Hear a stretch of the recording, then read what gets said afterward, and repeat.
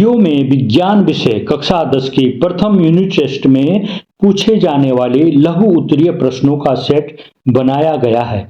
इन प्रश्नों का अभ्यास कीजिए, अपनी नोटबुक से मिलान कीजिए और इन्हें समझकर कंठस्थ कीजिए। मासिक परीक्षा में आपके अच्छे अंक आ सकते हैं।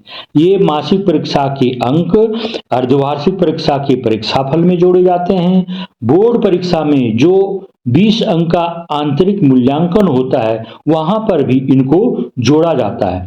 अतः मासिक परीक्षा भी पूरी तैयारी के साथ दीजिए। प्रश्न, आप कैसे कहेंगे कि निम्नलिखित रासायनिक समीकरण संतुलित है?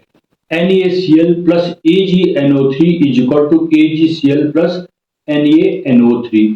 उत्तर, दी गई अभिक्रिया का अध्ययन करने पर ज्ञात होता है कि इसके दोनों पक्षों में अर्थात बाईं ओर और दाईं ओर प्रत्येक तत्व Na, Ag, Cl, N और O sodium, silver, chlorine, nitrogen और ऑक्सीजन के परमाणुओं की संख्या समान है। अतः यह एक संतुलित रासायनिक समीकरण है। NaCl plus AgNO3 is equal to AgCl plus NO3। अभिकारक एवं उत्पादों में अलग अलग सभी तत्वों के परमाणुओं की गणना करने पर तत्वों के परमाणुओं की संख्या अभिकारकों में, उत्पादों में Na, अभिकारकों में 1, उत्पाद में भी 1।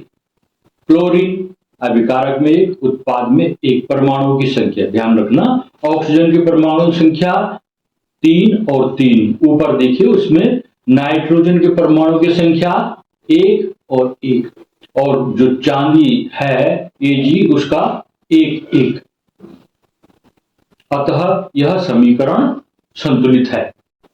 प्रश्न, भोजन के पाचन में लार की क्या भूमिका है? उत्तर, लार सलाइवा में 99.5% जल, श्लेष्म, टाइलिन एवं लाइसोजाइम होता है। जल भोजन को नम बनाता है। श्लेष्म के कारण भोजन चिकना हो जाता है। इससे भोजन को चबाने और निगलने में सुविधा होती है। टाइलिन एंजाइम स्टार्च को माल्टोज शर्करा में बदलता है। लाइसोजाइम जीवाणु आदि सूक्ष्म जीवों को नष्ट करता है। लार के कारण भोजन के स्वाद को पहचानने में सहायता मिलती है।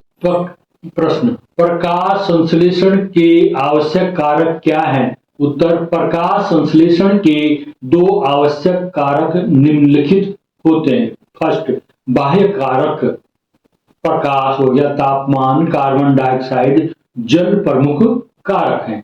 आंतरिक कारक क्या हैं? पत्ती की संरचना जैसे उपचर्म, रंध्रों की संख्या एवं स्थिति, पर्णहरित यानी क्लोरोफिल की कितनी मात्रा है तथा पत्ती की आयु प्रमुख आंतरिक कारक हैं।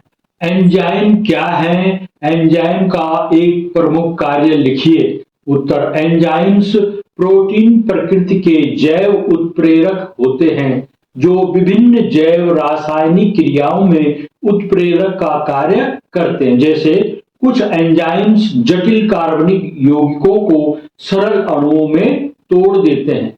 सेकंड, कुछ एंजाइम्स ऊर्जा का उपयोग करके 2 या 2 से अधिक यौगिकों को परस्पर जोड़ते हैं। थर्ड, कुछ एंजाइम्स किसी समूह या मूलक जैसे PO4, CH3, NH3 आदि का एक यौगिक से दूसरे यौगिक में स्थानांतरण कर देते हैं।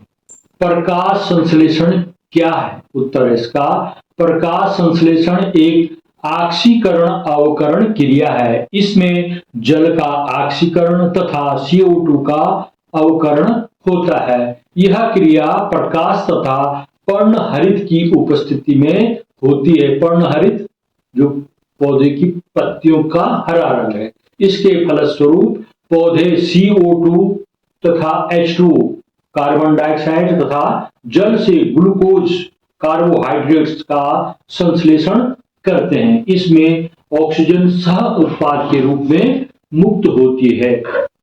समीकरण है 6CO2 plus 12H2O is equal to C6H12O6 plus 6H2O plus 6O2।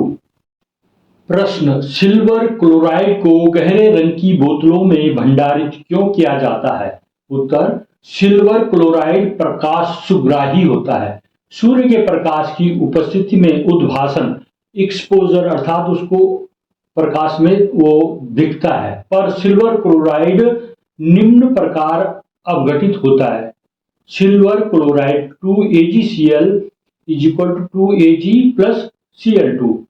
Silver chloride Ag में सिल्वर और Cl क्लोरीन हो गया। अतः सिल्वर क्लोराइड को गहरे रंग की बोतलों में भंडारित किया जाता है। प्रश्न, अपचयोपचय अभिक्रियाएं रिडॉक्स अभिक्रियाएं क्या होती हैं? एक उदाहरण के साथ वर्णन कीजिए। उत्तर, रिडॉक्स अभिक्रियाएं ऐसी अभिक्रियाएं जिनमें उपचयन तथा अपचयन साथ साथ होते हैं, अर्थात एक पदार्थ का अपचयन तथा दूसरे पदार्थ का उपचयन साथ साथ होता है। अपचयोपचय यानी रिडॉक्स अभिक्रियाएं कहलाती है। उदाहरण के लिए जिंक ऑक्साइड और कार्बन बराबर हो जाता है जिंक और प्लस कार्बन मोनोऑक्साइड में बदल जाता है। इस अभिक्रिया में जिंक ऑक्साइड से ऑक्सीजन का ह्रास हुआ, जिंक से ऑक्सीजन हट गया, देख लो, अतः इसका अपचयन हुआ। जबकि कार्बन का ऑक्सीजन से संयोग हुआ, अर्थात कार्बन पे ऑक्सीजन जुड़ गया, अर्थात इसका उपचयन हुआ, अतः यह रिडॉक्स अभिक्रिया है।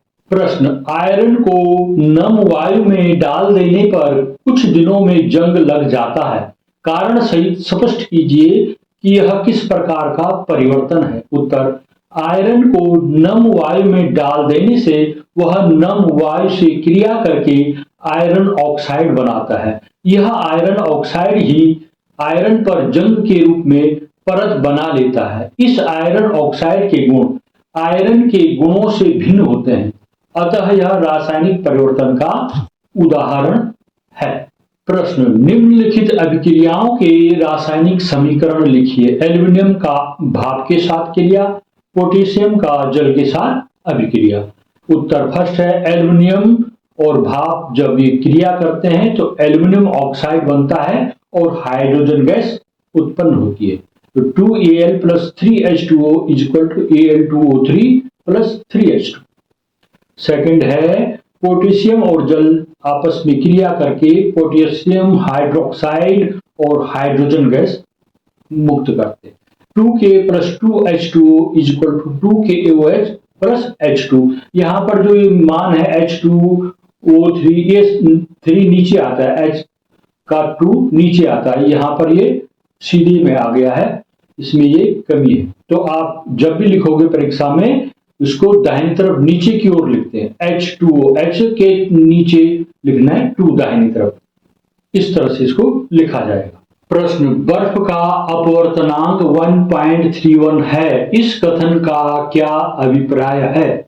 उत्तर, बर्फ का अपवर्तनांक n बराबर C/V, जहां C तथा V क्रमशः निर्वात एवं बर्फ में प्रकाश की चाल है। निर्वात माने जहां वायु नहीं है उसको निर्वात कहते हैं। निर्वात में प्रकाश की चाल क्या है और बर्फ में प्रकाश की चाल क्या है?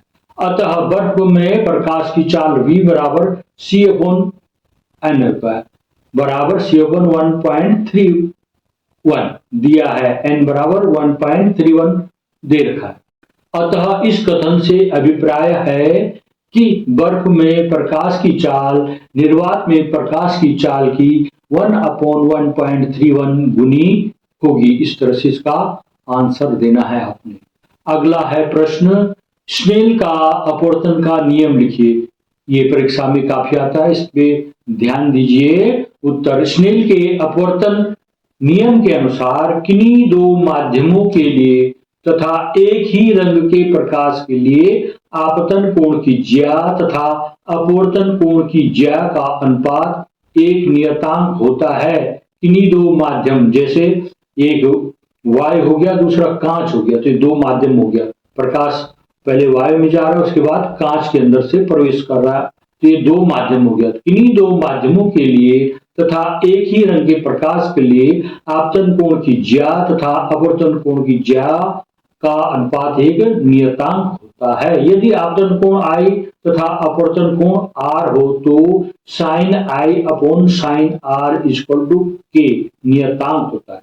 इस नियतांक को पहले माध्यम के सापेक्ष दूसरे माध्यम का अपवर्तनांक कहते हैं। इसे एटा से प्रदर्शित करते हैं, जो ये एन की तरह दिख रहा है, एटा है ग्रीक लेटर। मेरे चैनल को सब्सक्राइब कीजिएगा। अगर आपको ये वीडियो पसंद आ रही है तो आप वीडियो को लाइक कीजिएगा, कमेंट कीजिएगा और इसको शेयर भी कीजिएगा।